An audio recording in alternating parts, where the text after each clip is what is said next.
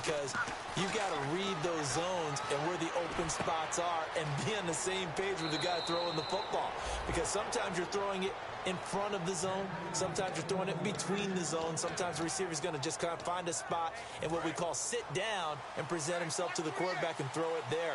It's a tough read, but when they're in sync, it's really effective. Here on first down, caught the tight end Walford. 12 yards there as they move the chains. Almost not fair. The big guy running the corner route, being able to lean and push and get to where he wants. So how do you stop him? A lot of times you want to have a linebacker on him, a bigger body guy who can handle him physically. But a lot of times that doesn't work as well because his quickness often wins the route. Give him 3 on first down. It'll set up a 2nd and 7. Now Carr on the bootleg. This one complete to his fullback out of the backfield. And he gets it inside the 10 to the 9.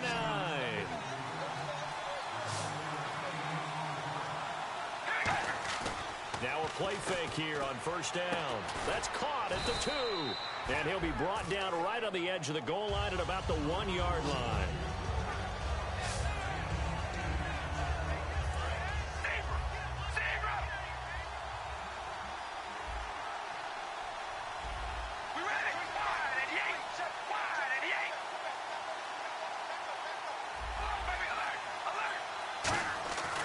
Second down, here's Carr. And he is in. Touchdown, Raiders. Clive Walford, a 1-yard touchdown reception. And the Raiders have taken the lead. The tight end position has always been dangerous, especially in the red zone, short field. But now even more so because these tight ends aren't necessarily the tight ends of old. They're the rocked-up wide receivers who have a little bit more speed. Way harder to cover than before. On is the Raider kickoff unit now as they will send this one away. This is taken about 7 yards deep. And no run back here. This will be a touchback, and it comes out to the 25-yard line. The Patriots offense now, they work their way back onto the field. And a tight game after punting last time. See if they can get something going on this drive. As they head to the field now, with the game this close, you got to feel there's a sense of urgency for them going on offense right now. But they have to do it without letting panic creep in and affect their play. Alden Smith there on the tackle. And after the play on the ground, that brings up 2nd down here. A 1-yard gain can look like a disaster, but it all depends on how the game is going. Is it a series of 1-yard gains running the ball? If that's the case, I'm not... Oh, he can't get away, and Brady will go down. Personal foul, face mask, defense. Face mask penalty, and Charles, you were a defender. You know sometimes in the heat of the moment, it's hard to keep your hands away from that face mask. Sometimes you just get out of position as a defender when you're trying to make a tackle, so you end up flailing away, and your hand gets into the wrong spot.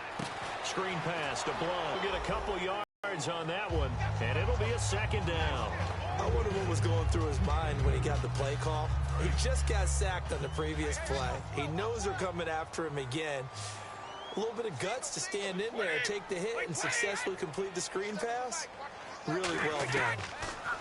Brady now to throw. Got a man complete. It's Chris Hogan. And he gets this one to midfield before he's brought down. A good gain of 14 there, and it moves the chains. First down and 10 now for the offensive group. Good throw, good catch, but I really like the route. The drag and being able to run away from defenders, hard to stick with them for that long. Yeah, better against man than zone, or... Better against man, because now you're running away from someone and you're not running into a defensive player in another zone. Again, the stiff arm. Oh, that's going to leave a mark. Give him 13 on the pickup there. And it gives the Pats a first down. Well, that run is exactly what you expect from someone of his stature. This is a big back, so you expect him to break some tackles and gain some additional yardage. And it pays dividends, not just for himself as the game goes on, but for his team. Because when he can break down defenses and allow that type of production to happen, it also opens up the passing game in a big way. Because at some point, you got to start bringing extra defenders to the line of scrimmage to try and slow him down.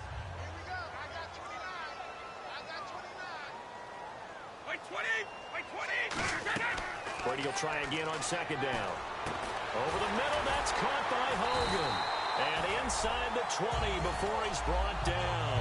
A good pickup there of 20 yards. So after that big gain, let's see what else the offense has up its sleeve. I know many people like to throw to the tight end, maybe in a little flexed out position because he creates mismatches with his size. The slot receivers do the same thing with their quickness, their speed, and their route running savvy. A good run there on first down, and it'll leave them with a 2nd and 2. And once again, leverage wins. The offensive line, lower than the defensive front, they moved them and found some good space for the guy carrying the ball. Now a toss play to Blunt. And this play goes nowhere. Losing yardage back to the 15. They call that a loss of 6 yards. And it's 3rd down now. So the myth has been shattered. Every cornerback in the league is not just a cover corner. Some of them will stick their nose in there and make plays exactly as we just saw there. A big loss suffered by the offense after that nice tackle. A minute 59 to go in the first half. A reminder, as we did all through the regular season, we'll check in with Larry Ridley at halftime. He'll have highlights and analysis of this first half of play. Throwing now is Brady. And seeing no options, he just tosses this one away incomplete. Now that'll bring up 2nd down. And the offense readies for play number 10 of this series. 2nd down. Going underneath to Blunt. And he'll be brought down here at the 3-yard line. Give him 3 on the play, and that is going to set up 3rd and goal. And a really long drive here, and it goes on and on. Looks like the defense in press coverage here. Brady now on 3rd and goal. Surveying the field, and he'll just toss it away. So he throws it away, and that brings up 4th down. And right now I take my rudimentary kindergarten. Say there was a receiver in the area, though. Yeah. There's always a receiver in the area. So they get 3. They were hoping for 6. An unlucky number 13 play drive. Well, you go to the sideline after putting 3 points on the board, happy, but you wanted to be ecstatic. You wanted to have 6 on the board.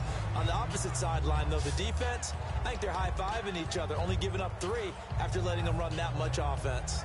And now Oakland ready to take the field. And that recipe on their last drive that resulted in a touchdown looked pretty good, so they'll be hoping to do that once more.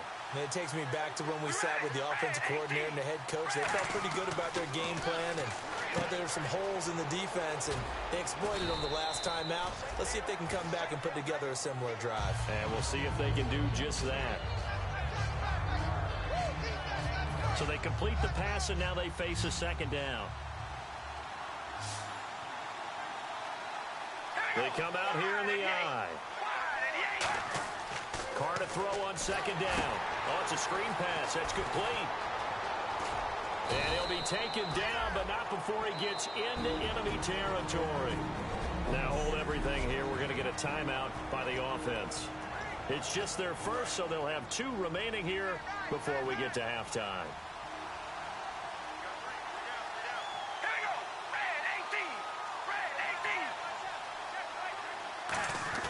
They go play action here on 1st down.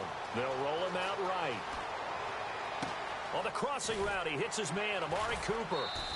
That one goes for 38 yards. And the Raiders are going to have a 1st and goal. So Amari Cooper out of Northwestern High School in Miami making a nice play there. And it's so funny that when I was going through the draft process when he came out of Alabama and was inquiring about him and his skills, they say it all began back in Miami. He really became a pro receiver at a young age because of his attention to detail and precision. But don't forget his athletic ability. That's what made that catch there. And he did spend 1 year with Teddy Bridgewater as his coach. The Pats are going to get there. Down he goes. Now whistles come in. We're going to get a timeout here by the offense. So that means they're down to 1 remaining here as we head toward halftime. And now because of the sack, it's 3rd and goal from the 14. Here's Carr. Rolling to his left.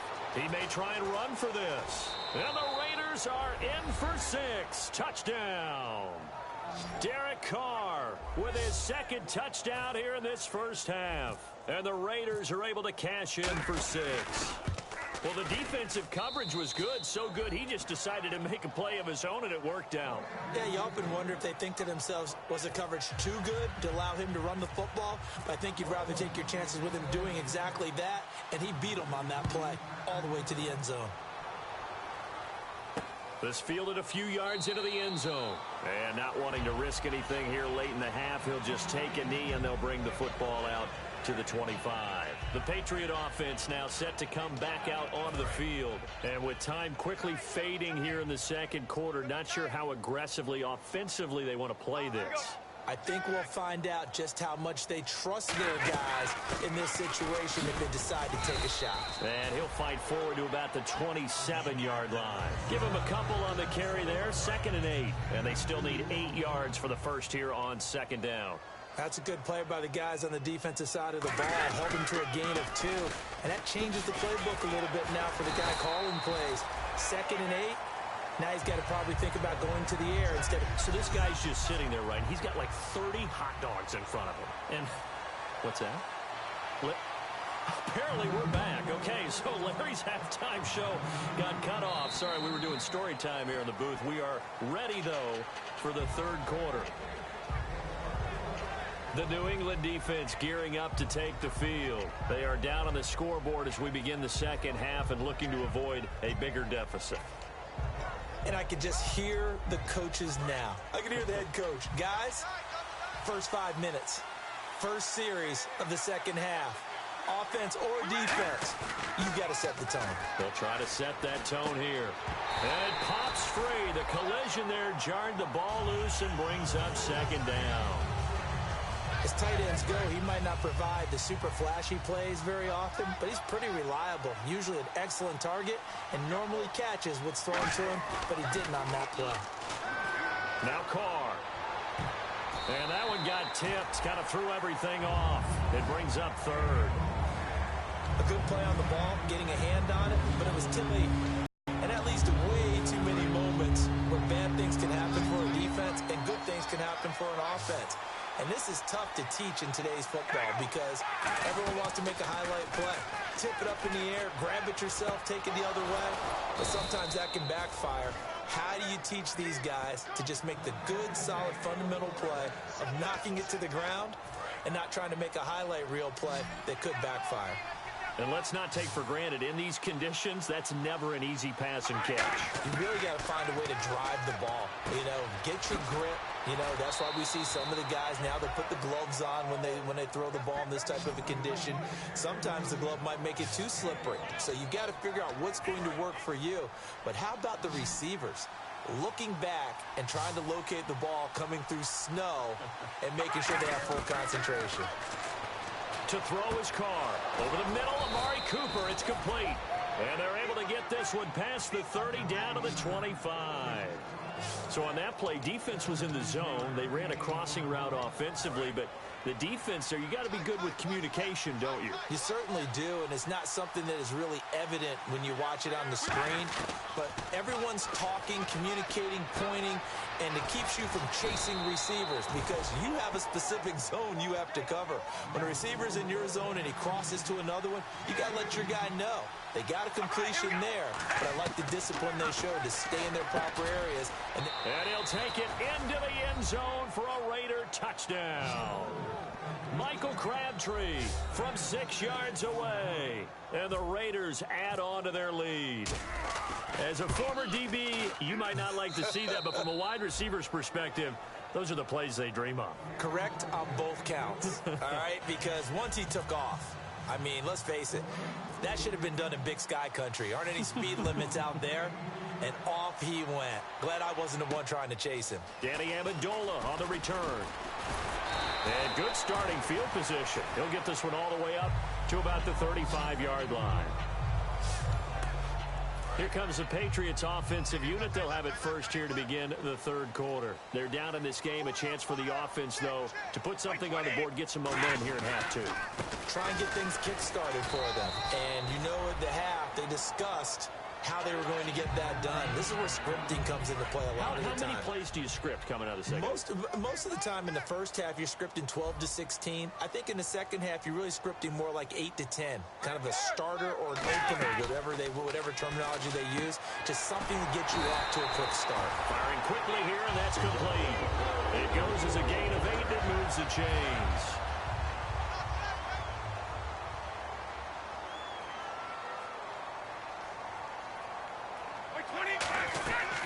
They'll run it now out of the gun.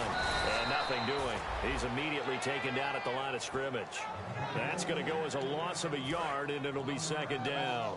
We just saw another example of how the defense is winning this game. Really, at the point of attack, the offensive line is just getting pushed around. I think now, as a play caller, you got to give them a little bit of help. Maybe keep your tight ends a little bit more. Maybe the running backs help you a little bit with the pass blocking. But you've got to help them get some confidence because you can't abandon the play calling right now. But you got to give kudos to your offensive line and the guy carrying the ball because they in a long situation. It seemed pretty dire, but they brought it back to third.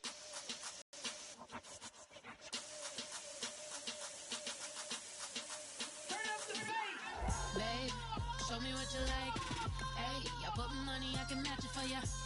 I'm in this all white fit, looking like a brick and all them zippers on a jacket on ya. He got a thing for a Latin. He wanna hear a little Spanish. I told him it ain't practice it. I'm about to fill you up with Spanish. Rock up with the click and I ain't looking like the side in this. I'm the opposite cause I'm the main event in boxing and it has the time been ticking. I've been out here playing my position. I'm about to get it now. Ain't no one about to block the hit cause someday I'm someone to tell me I'm someone doing alright. Somewhere I'll find out someone somebody that one day I'll be the love of my life, but not tonight though.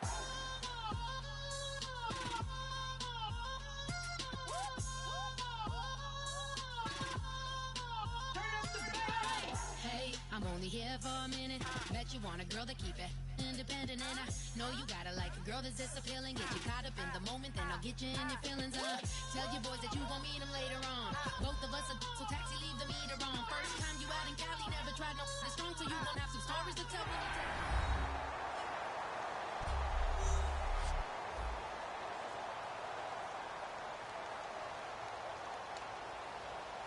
Here's Ryan Allen now as he's on to punt for New England.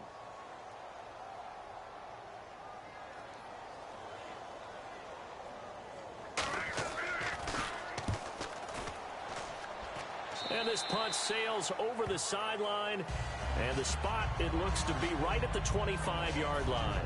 The Raiders offense now making their way back out onto the field. And they were able to punch it in the end zone last time. They'll be looking to do that again here for the defense.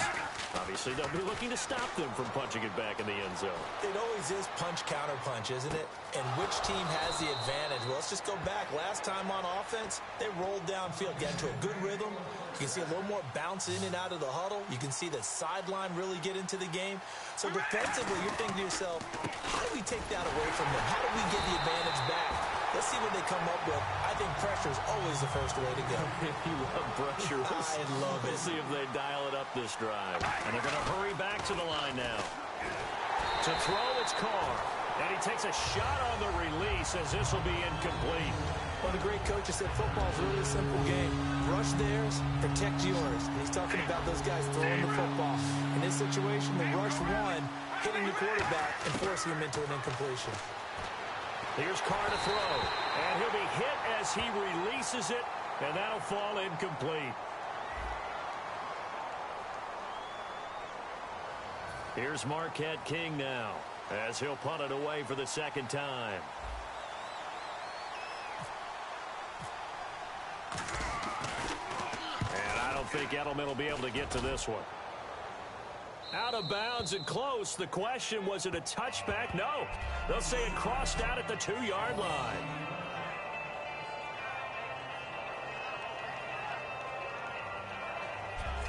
And the Patriots gearing up to go now.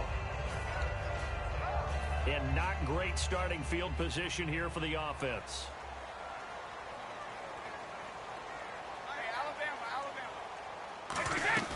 The drive starts with a handoff to Bull. And Blount loses loses the football. And what else could go wrong at this point? This is going to be a defensive touchdown as they keep piling it on. So a great play there by the defense. If these guys are going to advance, and it looks like they will, this defense a big reason why. And they love carrying the mantle for this team, don't they? You see the way that they move around out there? They want to...